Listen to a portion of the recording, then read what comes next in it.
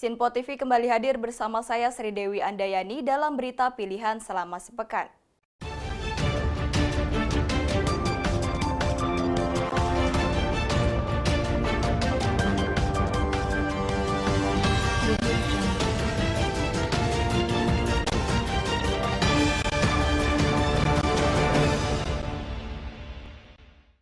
Presiden Joko Widodo melakukan sidak ke sebuah apotik di Bogor, Jawa Barat guna memastikan ketersediaan obat terapi COVID-19 pada Jumat 23 Juli 2021. Sayangnya, beberapa obat-obatan yang dicari Jokowi tidak tersedia lantaran pemilik apotik mengatakan bahwa apotik sedang mengalami kelangkaan. Presiden Joko Widodo melakukan belusukan ke sebuah apotik guna mencari ketersediaan obat terapi COVID-19 yang saat ini dibutuhkan masyarakat. Belusukan dilakukan Presiden Jokowi di apotik Villa Duta Bogor, Jawa Barat pada Jumat sore 23 Juli 2021. Sambil membawa resep, Presiden Jokowi pun menanyakan ketersediaan obat terapi COVID-19 yang dicarinya kepada pemilik apotik. Obat-obatan yang dicari oleh Jokowi antara lain adalah obat antivirus oseltamivir dan favipiravir. Sayangnya, pemilik apotek pun mengatakan bahwa jenis obat yang dicari oleh Jokowi tidak tersedia dan sedang mengalami kelangkaan stok. Mau cari obat antivirus yang oseltamivir? Nggak ada? Nggak ada. Terus saya cari kemana kalau mau cari? Nah itu, kita juga sudah dikatakan bareng. Sudah berapa hari nggak ada oseltamivirnya? Itu kalau yang generik sudah lama, Pak. Kemarin itu masih ada merek Luvir. Itu patennya. Tapi sekarang juga sudah kosong. Kalau yang ini, yang favipiravir? Favipiravir kita nggak punya. Juga nggak ada? Ada patennya waktu itu. Mendapati stok obat terapi COVID-19 yang tak tersedia di apotik, Presiden Jokowi pun langsung menghubungi Menteri Kesehatan Budi Gunadi Sadikin dan mengatakan bahwa stok obat yang dicarinya sudah tidak ada lebih dari sepekan. Halo Pak Menteri. Iya Pak Presiden. Selamat sore. Pak, saya cek ke apotek. Iya. Apotek di Bogor ya. Ini saya cari obat antivirus oseltamivir nggak ada. Cari lagi yang obat antivirus yang favipiravir juga nggak ada, kosong. Saya cari obat yang antibiotik asitromicin juga nggak ada. Aku cek ya. Stok nggak ada sudah seminggu lebih. Karena saya ada catatan Pak Presiden, kita kan sudah ada yang online. Saya baru saja cek ya Pak ya.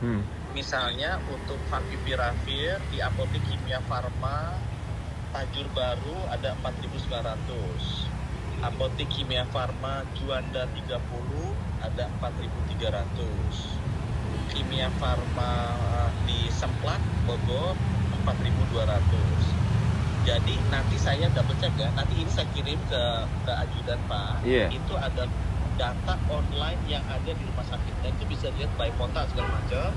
Untuk apoteknya Kimia Farma, Senturi, Guardia, K2. Di situ ada semuanya. Ada online, bisa dibaca oleh semua rakyat Pak. Oke, enggak, saya kesana aja, saya beli itu coba, ada enggak? Boleh Pak, silakan. Nanti saya Oke, iya. saya kirim ke ini ya Pak. Ya, oke. Pak Menkes, terima kasih. Dari Jakarta, tim Sinpo TV melaporkan. Guna memastikan ketersediaan obat terapi COVID-19, Wakil Ketua DPR RI Sufmi Dasko Ahmad melakukan sidak ke pabrik obat di perusahaan Kimia Farma Bandung, Jawa Barat. Kabar bahagia pun datang karena Kimia Farma disebut akan segera mendistribusikan obat dengan harga yang cukup terjangkau.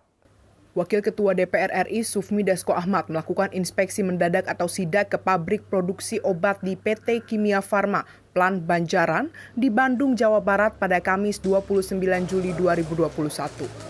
Sidak dilakukan dalam rangka mengecek ketersediaan obat terapi COVID-19 yang semakin langka di pasaran.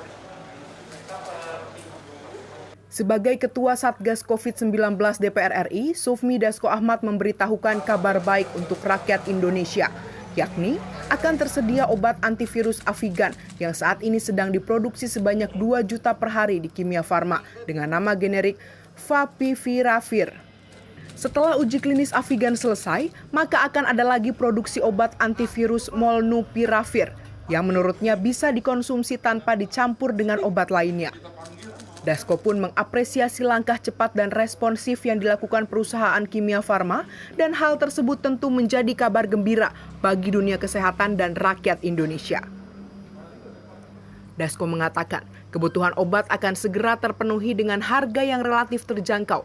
Proses produksi ini tentunya akan dibantu oleh perusahaan Kimia Farma dan beberapa perusahaan farmasi lainnya.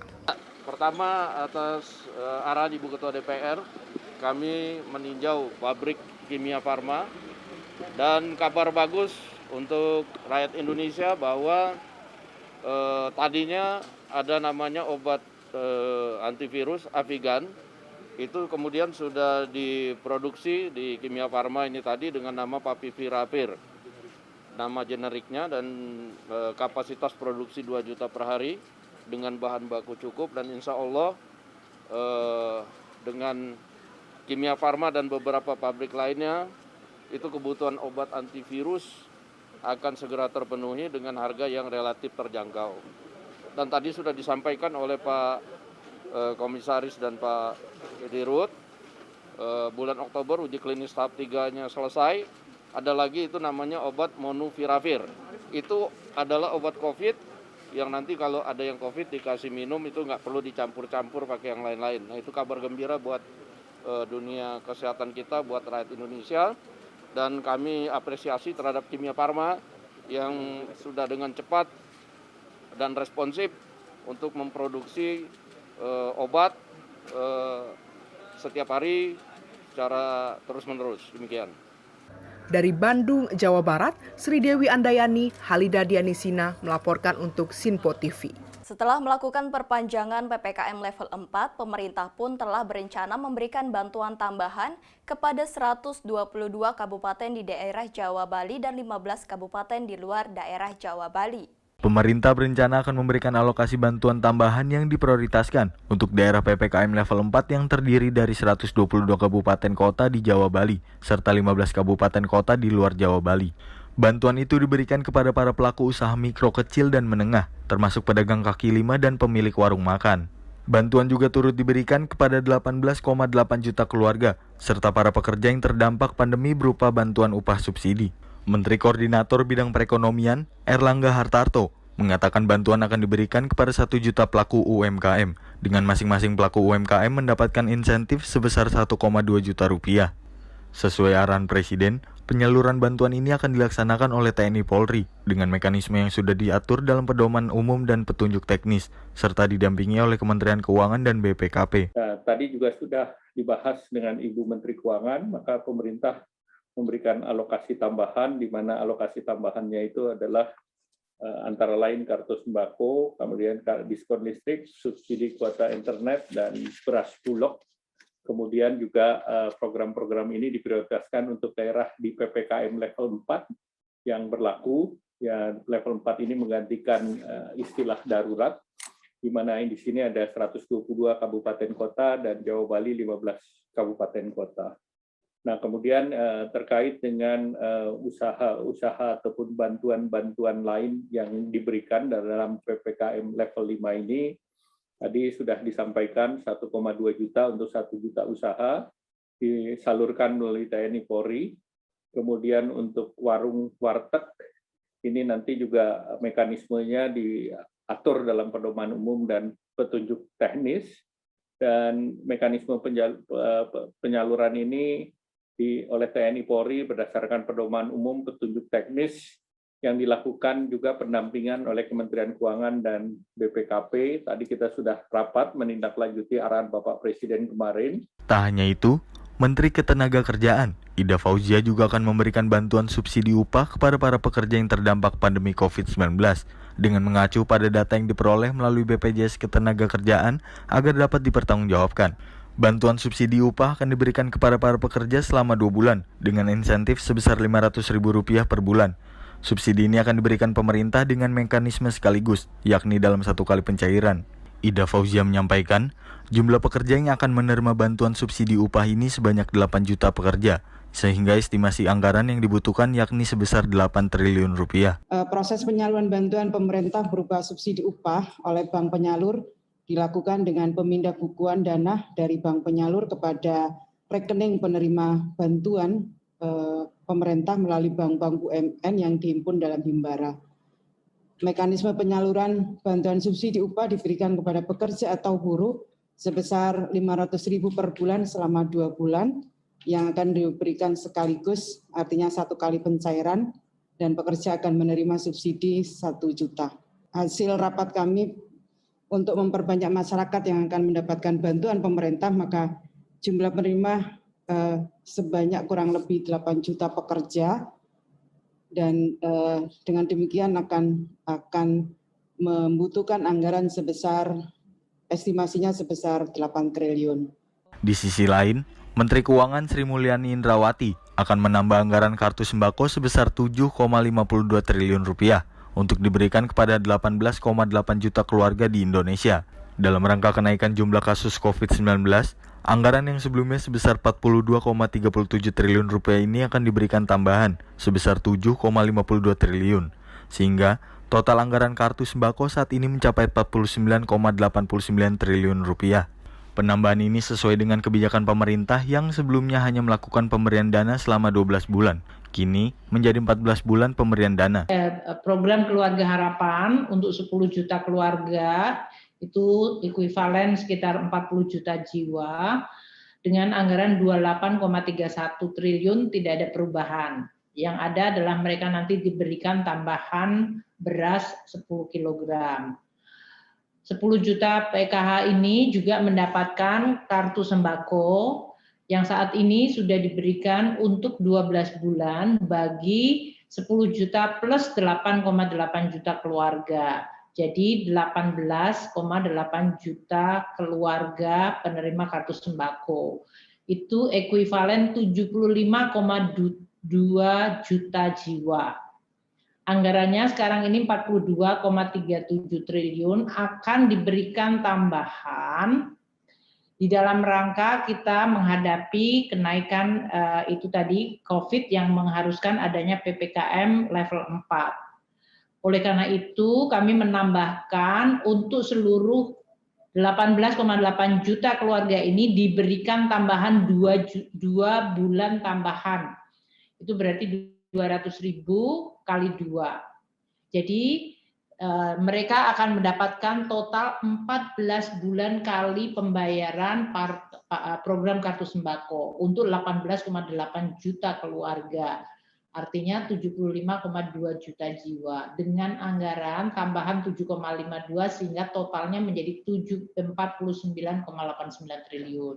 Dari Jakarta, Tim Sinpo TV melaporkan. Wakil Presiden Republik Indonesia Ma'ruf Amin mengimbau kepada pemerintah pusat untuk mempercepat realisasi anggaran penanganan COVID-19. Ia pun meminta pemerintah pusat dan daerah untuk meningkatkan koordinasi yang lebih baik lagi. Wakil Presiden Republik Indonesia Ma'ruf Amin mengimbau pemerintah pusat dan daerah untuk meningkatkan koordinasi dalam mengatasi pandemi COVID-19. Menurutnya diperlukan upaya ekstra dalam memberikan dukungan pada masyarakat. Salah satunya yakni dengan mempercepat realisasi anggaran untuk penanganan COVID-19 di seluruh daerah. Dalam rapat virtual dengan seluruh Satgas Penanganan COVID-19 di Jawa Barat, Ma'ruf Amin meminta agar aparat pemerintah pusat dan daerah dapat bekerja keras, agar dalam masa pandemi ini masyarakat bisa mendapatkan perhatian yang lebih baik. Ma'ruf mengatakan saat ini pemerintah masih berfokus dalam mengantisipasi dinamika yang terjadi akibat pandemi COVID-19, seperti melakukan penambahan alokasi anggaran pada bidang kesehatan dan bantuan sosial.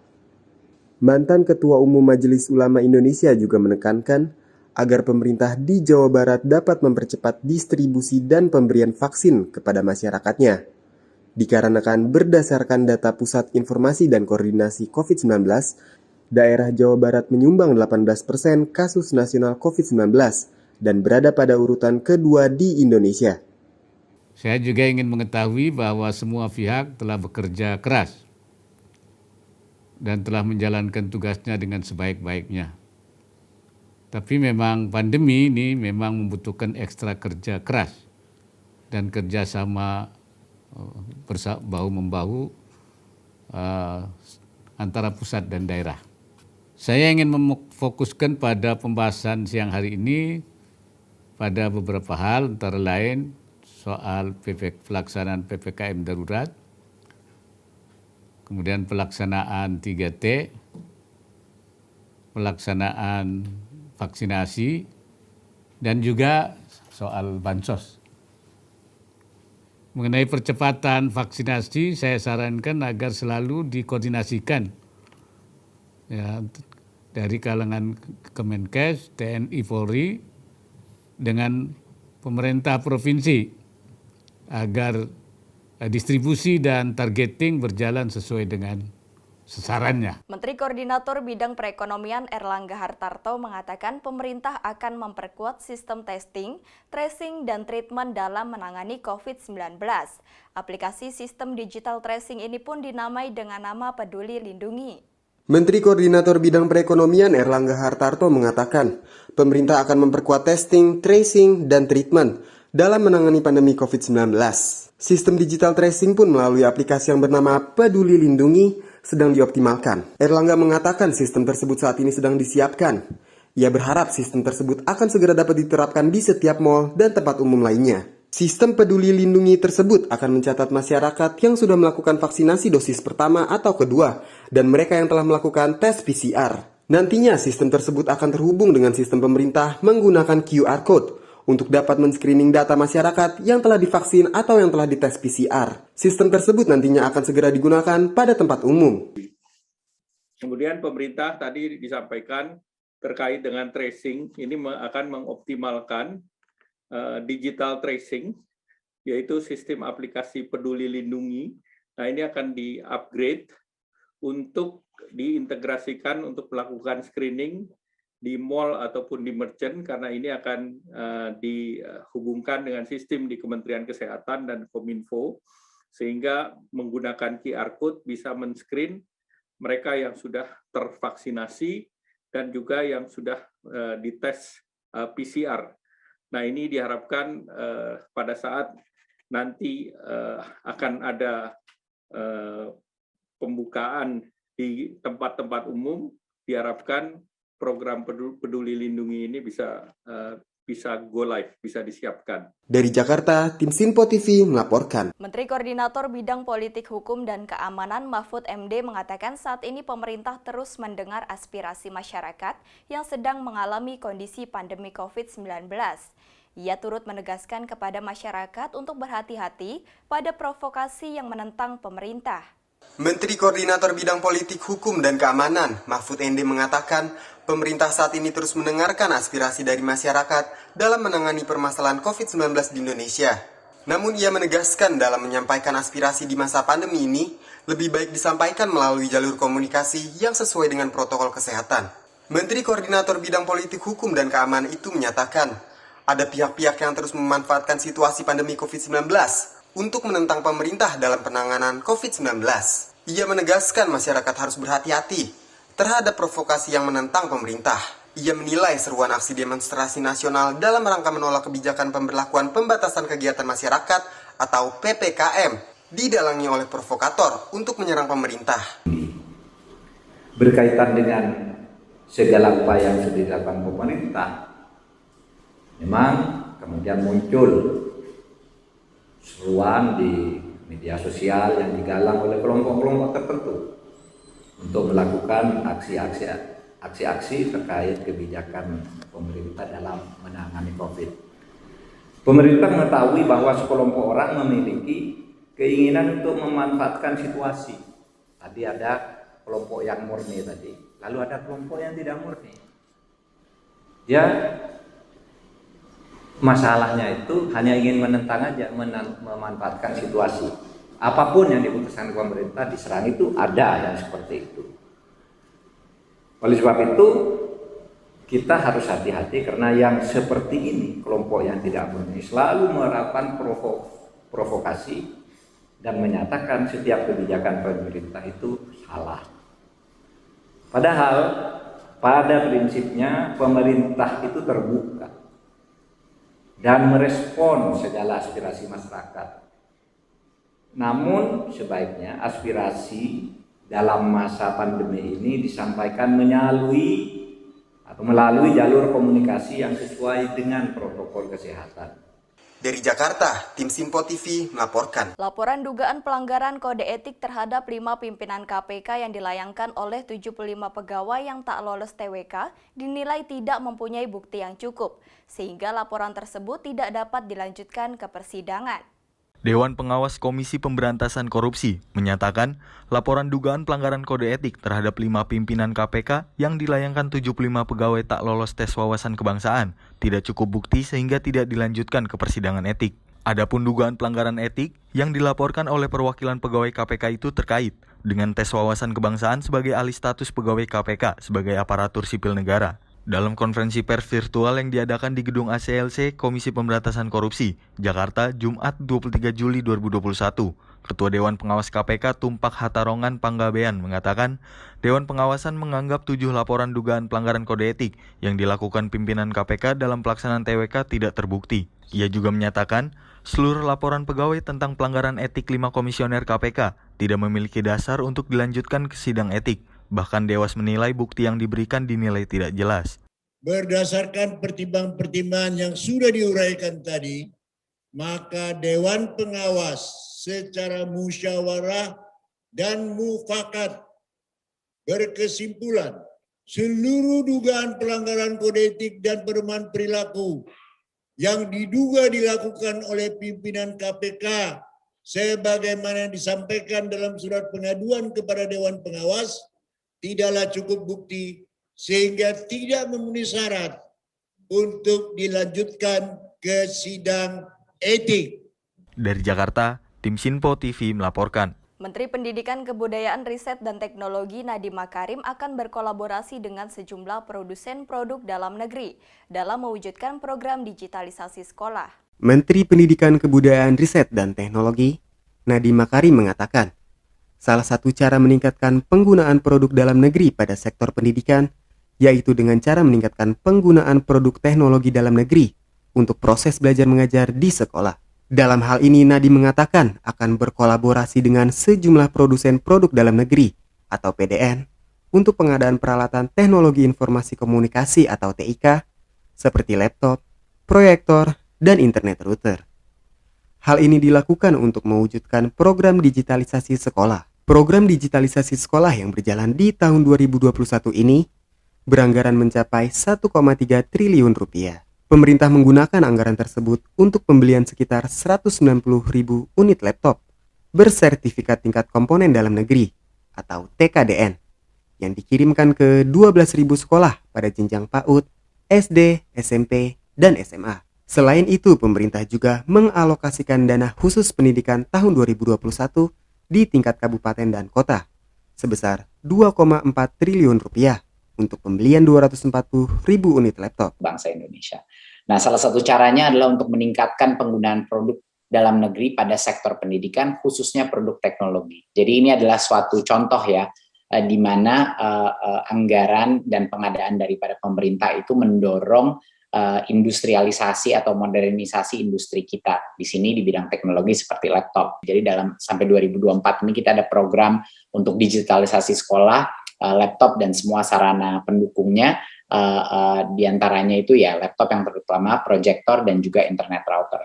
Dan dalam proses pengadaan ini kami berkolaborasi dengan sejumlah produsen produk dalam negeri atau PDN. Perkenankan saya memberikan gambaran sekilas pembelajaran TIK PDN oleh Kemendikbudristek. Pada tahun 2021 waktu program ini pertama kali berjalan, program digitalisasi sekolah ini di jenjang PAUD, SD, SMP, dan SMA, jadi semua jenjang, kita mengirimkan 190.000 laptop ke 12.000 sekolah, ya dengan anggaran sekitar 1,3 triliun rupiah. 100% dari anggaran tersebut dibelanjakan untuk laptop PDN dengan sertifikat tingkat komponen dalam negeri, TKDN. Dan tentunya kami terus melakukan pembelajaran PDN di tahun-tahun berikutnya. Selain itu, pemerintah mengalokasikan 2,4 triliun untuk dana alokasi khusus pendidikan tahun 2021 di tingkat provinsi, kabupaten, dan kota untuk pembelian 240.000 laptop.